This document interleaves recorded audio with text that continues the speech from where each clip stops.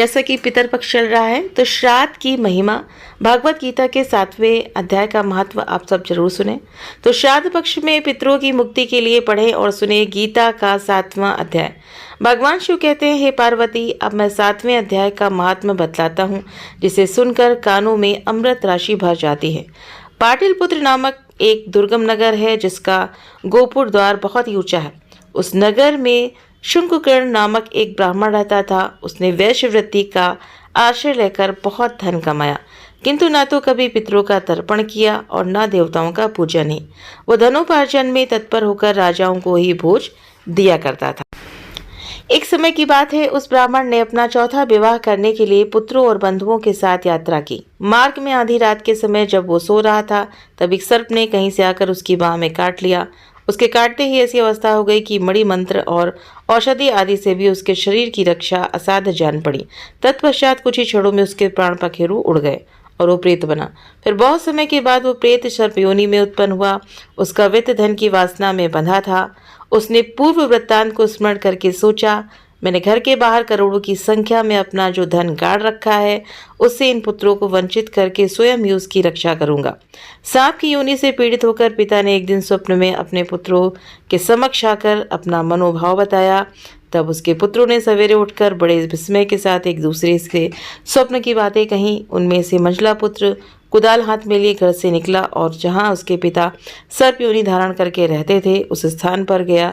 यद्यपि उसे धन के स्थान पर ठीक ठीक पता नहीं था, तो भी उसने चिन्हों से उसका ठीक निश्चय कर लिया और लोक बुद्धि से वहां पहुंचकर बांबी खोदना आरंभ किया। तब उस बांबी से बड़ा भयानक सांप प्रकट हुआ और बोला, ओ मूढ़, तू कौन है? किस लिए आया है? ये बिल क्यों खोद रहा है? किसने तुझे भेजा है? ये सारी बातें मेरे सामने बता। पुत्र, मैं आपका पुत्र हूँ, मेरा नाम शिव है। मैं रात्रि में देखे हुए स्वप्न से विस्मित होकर यहाँ का सुवर्ण लेने के कौतूहल से आया हूँ। पुत्र की वाणी सुनकर वो सांप हंसता हुआ उच्च स्वर से इस प्रकार स्पष्ट वचन बोला, यदि तू मेरा पुत्र है तो मुझे शीघ्र ही बंधन से मुक्त कर। मैं अपने पूर्व जन्म के गाड़े हुए धन के लिए ही सर्प योनि में उत्पन्न हुआ हूँ। अब पुत्र कहता है, पिताजी, आपकी मुक्ति कैसे होगी? इसका उपाय मुझे बतलाइए, क्योंकि मैं इस रात में सब लोगों को छोड़कर आपके पास आया हूँ। पिता कहता है, बेटा, गीता के अमृत में 7वें अध्याय को छोड़कर मुझे मुक्त करने में तीर्थ, दान, तप और यज्ञ भी सर्वथा समर्थ नहीं है। केवल गीता का 7वां अध्याय ही है। प्राणियों की जरा, मृत्यु आदि दुखों को दूर करने वाला है। पुत्र, मेरे श्राद्ध के दिन गीता के 7वें अध्याय का पाठ करने वाले ब्राह्मण को श्रद्धापूर्वक भोजन कराओ। इससे निसंदेह मेरी मुक्ति हो जाएगी। वत्स, अपनी शक्ति के अनुसार पूर्ण श्रद्धा के साथ निर्वयसी और वेद विद्या में प्रवीण अन्य ब्राह्मणों को भी भोजन कराना। सर्प योनि में पड़े हुए पिता के ये वचन सुनकर सभी पुत्रों ने उसकी आज्ञा अनुसार उससे भी अधिक किया। तब शंकुकर्ण ने अपने सर्प शरीर को त्याग कर दिव्य देह धारण किया और सारा धन पुत्रों के अधीन कर दिया। पिता ने करोड़ों की संख्या में जो धन उसमें बांट दिया था, उससे वे पुत्र बहुत प्रसन्न हुए। उनकी बुद्धि धर्म में लगी हुई थी, इसलिए उन्होंने बावली, कुआं, पोखरा, यज्ञ तथा देव मंदिर के लिए उस धन का उपयोग किया और अन्नशाला भी बनवाई। तत्पश्चात 7वें अध्याय का सदा जप करते हुए उन्होंने मोक्ष प्राप्त किया। हे पार्वती, ये तुम्हें 7वें अध्याय का महत्व बतलाया, जिसके श्रवण मात्र से मानव सब पातकों से मुक्त हो जाता है। पितर कभी भी अपनी संतान को परेशान नहीं करना चाहते हैं। वे बहुत दयालु होते हैं, लेकिन संतानों की उपेक्षा से दुखी हो जाते हैं, क्योंकि संतान के द्वारा श्राद्ध कर्म और पिंडदान आदि करने पर उन्हें तृप्ति मिलती है और वे अपनी संतानों को धन धान्य और खुश रहने का आशीर्वाद देते हैं। पितर ये नहीं चाहते कि उनकी संतानें उनको तृप्त करने के लिए बहुत कुछ करें। वे श्रद्धा भाव से किए गए श्राद्ध को खुशी के साथ स्वीकारते हैं। कहा भी गया है कि श्रद्धा के बिना श्राद्ध अधूरा होता है।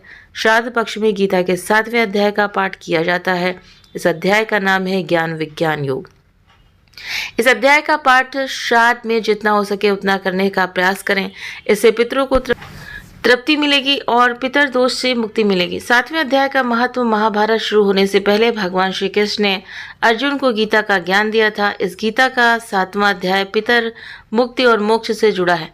आपको बता दें कि ज्योतिष के अनुसार पितृपक्ष में गीता के 7वें अध्याय का पाठ करने से पितरदोष से मुक्ति मिल सकती है। श्राद्ध पक्ष में पितरों की मुक्ति के लिए पढ़ें और सुने गीता का 7वां अध्याय। तो श्राद्ध पक्ष में आप चाहे जो तो संपूर्ण गीता का पाठ करें, नहीं तो पितरों की शांति के लिए और उनका आशीर्वाद प्राप्त करने के लिए और उन्हें मुक्ति प्रदान मार्ग दिखाने के लिए गीता के 2 और 7वें अध्याय का पाठ जरूर करें। यहाँ प्रस्तुत है गीता के 7वां अध्याय। अथ 7वां अध्याय ज्ञान विज्ञान योग, विज्ञान सहित ज्ञान का विषय। श्री भगवान वाच। तो ये संस्कृत में जैसे दिया हुआ है और इसका अर्थ है, श्रीमद् भागवत गीता में लिखा हुआ है। तो इसका अर्थ है कि श्री भगवान बोले, हे पार्थ, अनन्य प्रेम से मुझमें आसक्त चित्त तथा अनन्य भाव से मेरे परायण होकर योग में लगा हुआ, तो जिस प्रकार से संपूर्ण विभूति बल ऐश्वर्य आदि गुणों से युक्त सबके आत्म रूप मुझको संशय रहित जाने का, उसको सुन। अब ये संस्कृत में फिर दिया हुआ है और उसके बाद इसका भी अर्थ नीचे दिया हुआ है कि मैं तेरे लिए इस विज्ञान सहित तत्व ज्ञान को संपूर्णता कहूँगा, जिसको जानकर संसार में फिर और कुछ भी जानने योग्य शेष नहीं रह जाता है। यानी कि भगवान कह रहे हैं कि अगर आप इसको जान लेंगे तो संसार में कुछ और भी जानना शेष नहीं है। हजारों मनुष्यों में कोई एक मेरी प्राप्ति के लिए यत्न करता है और उन यत्न करने वाले योगियों में भी कोई एक मेरे परायण होकर मुझको तत्व से अर्थात यथार्थ रूप से जानता है। यानी कि भगवान की तरफ जाते तो बहुत सारे लोग हैं, लेकिन भगवान को यथार्थ रूप से कोई विरला ही जानता है। पृथ्वी जल अग्नि वायु आकाश मन बुद्धि और अहंकार भी इस प्रकार ये 8 प्रकार से विभाजित मेरी प्रकृति है।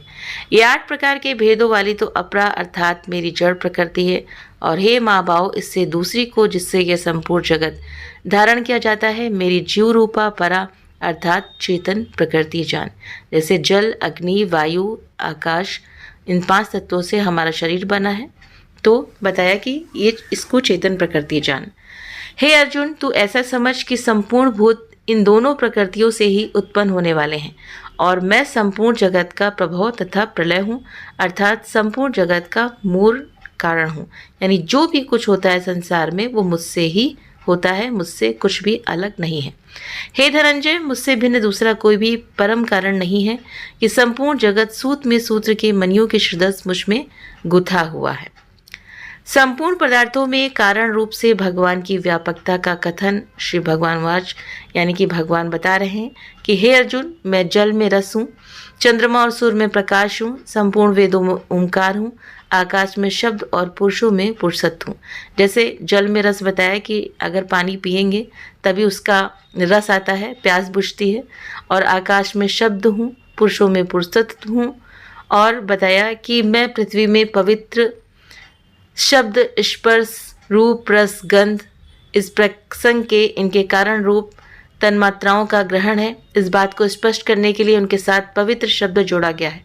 गंध और अग्नि में तेज बताया मैं हूँ तथा संपूर्ण भूतों में उनका जीवन भी मैं हूँ और तपस्याओं में तप हूँ। और हे अर्जुन, तू संपूर्ण भूतों का सनातन बीज मुझको ही जान। मैं बुद्धिमानों की बुद्धि और तेजस्वियों का तेज हूँ। और बता रहे हैं कि हे भारत श्रेष्ठ, मैं बलवानों का आसक्ति और कामनाओं से रहित बल अर्थात सामर्थ्य हूँ और सब भूतों में धर्म के अनुकूल अर्थात शास्त्र के अनुकूल काम हूँ। और भी जो सत्व गुण से उत्पन्न होने वाले भाव हैं और जो रजोगुण से होने वाले भाव हैं, उन सबको तो मुझसे ही होने वाले हैं ऐसा जान, परंतु वास्तव में उनमें मैं और वे मुझ में नहीं हैं। आसुरी स्वभाव वालों की निंदा और भगवत भक्तों की प्रशंसा। और आगे भावार्थ में बताया है कि गुणों के कार्य रूप सात्विक राजस और तामस, इन तीनों प्रकार के भावों से ये सारा संसार प्राणी समुदाय मोहित हो रहा है। त्रिपुटी में ही पूरा संसार है, रजोगुण तमोगुण सतोगुण। इसलिए इन तीनों गुणों से परे मुझे अविनाशी को वो नहीं जानता और इसी से वो भटकता रहता है, क्योंकि ये अलौकिक बताया अर्थात अति अद्भुत त्रिगुणमयी मेरी माया बड़ी दुस्तर है। इसको जानना बहुत ही दुस्तर है, परंतु जो पुरुष केवल मुझको ही निरंतर भजते हैं उस माया को उल्लंघन कर जाते हैं अर्थात संसार से तर जाते हैं। पुरुष मतलब चाहे स्त्री हो या पुरुष, एक बताया कि एक ही पुरुष, यानी कि इसीलिए पुरुष बताया। माया द्वारा जिनका ज्ञान हरा जा चुका है, ऐसे आसुर स्वभाव को धारण किए हुए मनुष्यों में नीच दूषित कर्म करने वाले मूढ़ लोग मुझको नहीं भजते हैं।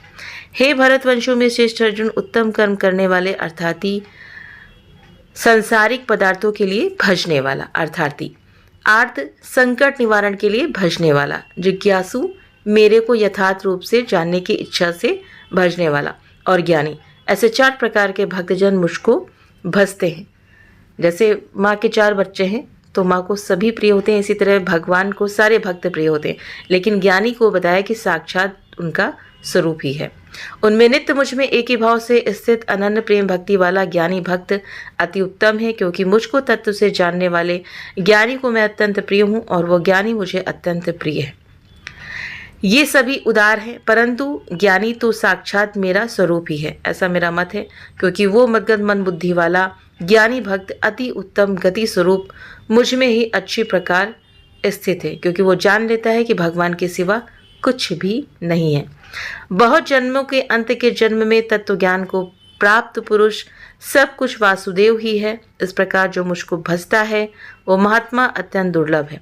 अन्य देवताओं की उपासना का विषय बताया है कि जैसे जो जिसको जैसे भजता है वो उसको मतलब प्राप्त होता है। भूतों को प्राप्त जो भजते हैं वो भूतों को प्राप्त होते हैं। उन भोगों की कामना द्वारा जिनका ज्ञान हरा जा चुका है, वे लोग अपने स्वभाव से प्रेरित होकर उस नियम को धारण करके अन्य देवताओं को भजते हैं, अर्थात पूजते हैं, और वो भगवान से ही उनको वो मतलब फल मिलता है।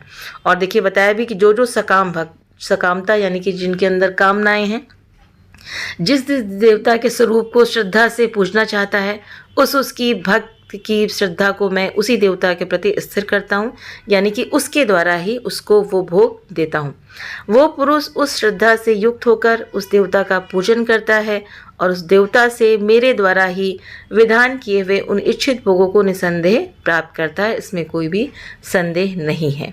यानी कि आप अगर किसी कामना से अगर भगवान की पूजा करते हैं तो भी आपको मिलता है, लेकिन वो आपके लिए कैसा है ये वो आप ही जाने, क्योंकि आपने डिमांड करके भगवान से फल मांगा है। परंतु उन अल्प बुद्धि वालों का वो फल नाशवान है तथा वे देवताओं को पूजने वाले देवताओं को प्राप्त होते हैं, और मेरे भक्त चाहे जैसे भजे अंत में वो मुझको ही प्राप्त होते हैं। तो भगवान के प्रभाव और स्वरूप को न जानने वालों की निंदा और जानने वालों की महिमा, और बुद्धिहीन पुरुष मेरे अनुत्तम अविनाशी परम भाव को न जानते हुए मन इंद्रियों से परे मुझ सच्चिदानंद घन परमात्मा को मनुष्य की भांति जन्मकर व्यक्ति भाव को प्राप्त हुआ मानते हैं। ऐसा मानते हैं कि भगवान का भी जन्म होता है और मृत्यु, लेकिन भगवान हमेशा ही से ही अजन्मा है। अपनी योग माया से छिपा हुआ मैं सबके प्रत्यक्ष नहीं होता, इसलिए ये अज्ञानी जन समुदाय मुझ जन्म रहित अविनाशी परमेश्वर को नहीं जानता, अर्थात मुझको वो जन्मने और मरने वाला समझता है कि भगवान भी बार बार जन्मते हैं और मरते हैं, लेकिन बताया भगवान अजन्म है। हे अर्जुन, पूर्व में व्यतीत हुए और वर्तमान में स्थित तथा आगे होने वाले सब भूतों को मैं जानता हूँ, परंतु मुझको कोई भी श्रद्धा भक्ति रहित पुरुष नहीं जानता। जिसके अंदर श्रद्धा नहीं है, भक्ति नहीं है, वो भगवान को नहीं जान सकता। हे भरतवंशी अर्जुन, संसार में इच्छा और द्वेष से उत्पन्न सुख दुखादि द्वंद्व रूप मोह से संपूर्ण प्राणी अत्यंत अज्ञानता को प्राप्त हो रहे हैं, परंतु निष्काम भाव से जिनके अंदर कोई कामना नहीं है, श्रेष्ठ कर्मों का आचरण करने वाले, जिन पुरुषों का पाप नष्ट हो गया है, वे राग द्वेष जनित द्वंद्व रूप मोह से मुक्त दृढ़ निश्चयी भक्त मुझको सब प्रकार से भजते हैं, अर्थात भगवान को ही प्राप्त होते हैं। और जो मेरे शरण होकर जन्म और मरण से छूटने के लिए यत्न करते हैं कि मेरा ये भवबंधन कैसे छूटे, वे पुरुष उस ब्रह्म को, संपूर्ण अध्यात्म को, संपूर्ण कर्म को जानते हैं। और जो पुरुष अधिभूत और अधिदेव सहित तथा अधियज्ञ सहित सबका आत्म रूप मुझे अंतकाल में भी जानते हैं, वे युक्त चित्त वाले पुरुष मुझे जानते हैं, अर्थात प्राप्त हो जाते हैं। ओम तत्सति। श्रीमद्भागवत गीता उपनिषत्सु ब्रह्म विद्यायां योग शास्त्रे श्री कृष्ण अर्जुन संवादे ज्ञान विज्ञान योगो नाम 7वां अध्याय श्री हरि के चरणों में समर्पित। तो ये भागवत गीता के 7वें अध्याय का जैसा कि महात्म्य भी बताया गया है और ये पूरा अध्याय है, तो इसको आप सब ज़रूर से ज़रूर श्रवण करें। मिलते हैं आपसे नेक्स्ट वीडियो में। Thank you.